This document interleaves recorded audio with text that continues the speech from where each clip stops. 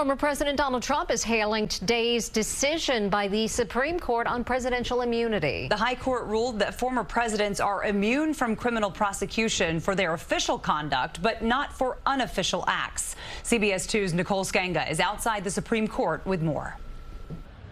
The Supreme Court issued a landmark decision on presidential immunity in a case that directly affects former President Trump.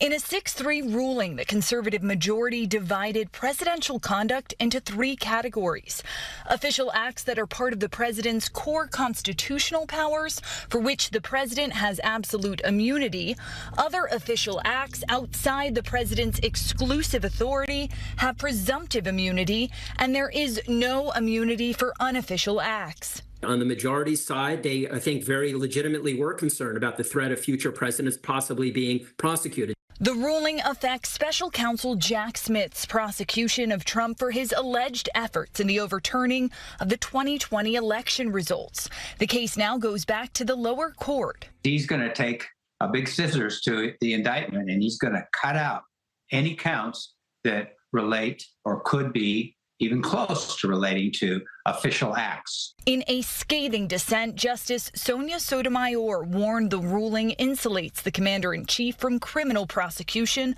no matter how he uses his official powers, even if it's for an assassination, military coup, or a bribe. I think the lens she was coming from is no person is above the law.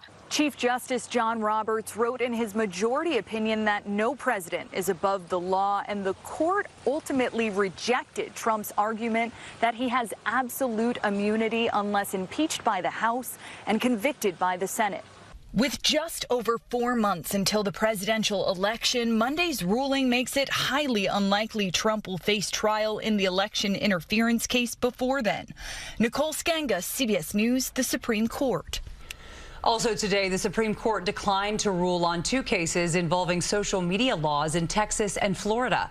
Justices ordered lower courts to look at the laws again and determine whether the states can restrict how companies moderate content. Social media companies argue the laws violate First Amendment rights.